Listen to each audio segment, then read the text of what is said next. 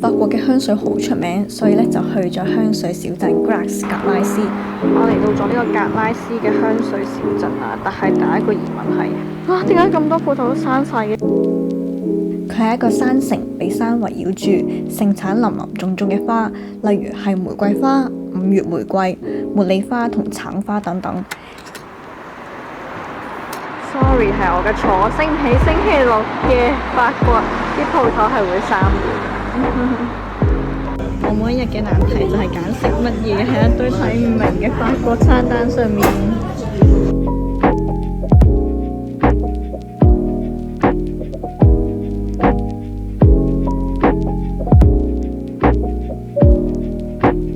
法國有3大香水品牌，佢哋都有自己嘅工廠。我咗參觀其中一間叫做 Fragonard 嘅博物館，入面擺咗啲香水器皿同埋風乾咗嘅花等等。有啲香水標榜佢哋嘅花嚟自格拉斯，就係呢一度啦。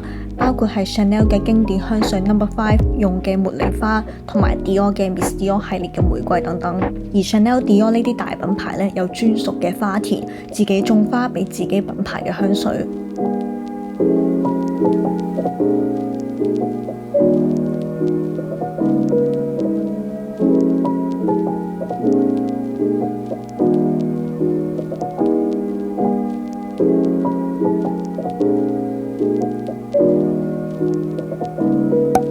Fragonard 喺法國好出名，周圍都有鋪頭，價錢比較親民，平嘅大約係200至400幾有一支香水。佢哋有 tour 可以參觀香水工廠同埋 workshop 自己整香水。本身我都想去 workshop， 但後來我嘅行程改咗就冇去到。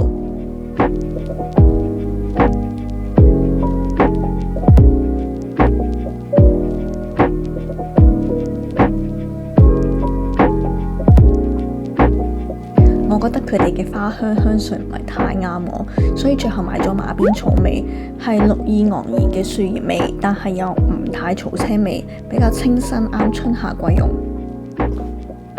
試到鼻都失靈啊，好似求籤咁啊！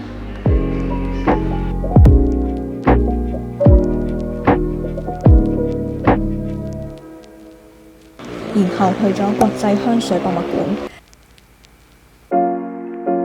呢個譽為調香師嘅管風琴台，即係話佢哋好似音樂家咁樣坐喺調香台面前呢，揀精油去調配香水。博物館都展示咗各式各樣嘅香水樽，可以睇到以前嘅香水係點樣嘅。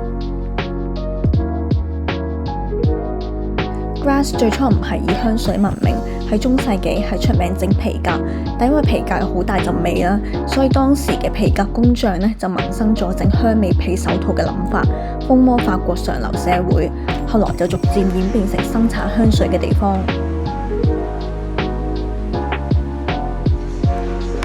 我記得呢個係 Guerlain 嘅香水，因為我都有，但呢個係以前嘅版本。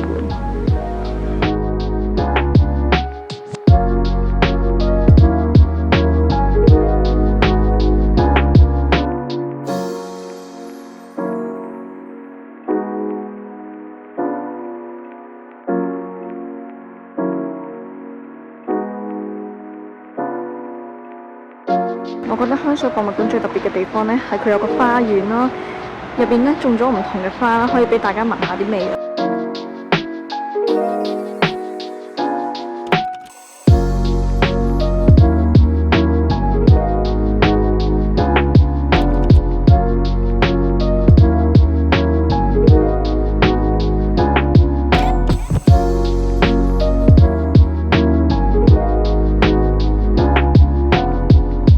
呢個櫃咧就排咗1900年至1976年嘅香水咧，可以一眼睇晒呢啲香水嘅演變係點樣。我等間睇下。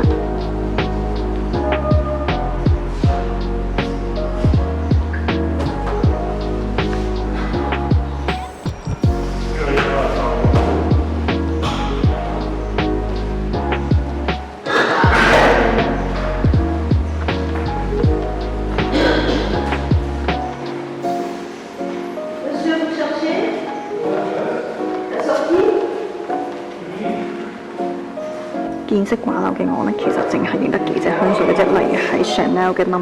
5啦，同埋 Miss Dior 之類。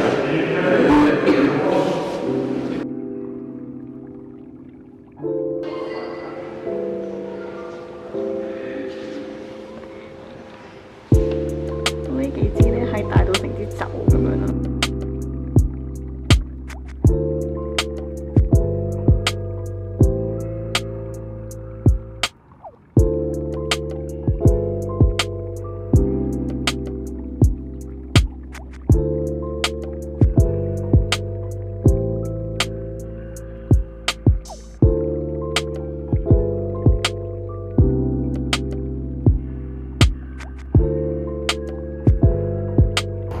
我喺手機爆晒 data 嘅情況之下咧，終於由香水工廠入邊咧翻到嚟呢個火車站啊！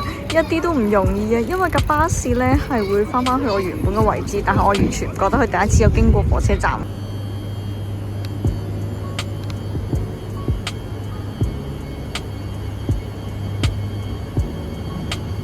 最後2日去咗西班牙嘅巴塞隆拿，有我好期待嘅西班牙海鮮飯，因為當時好凍啊，好想食熱嘅飯，主要係食嘢同買嘢。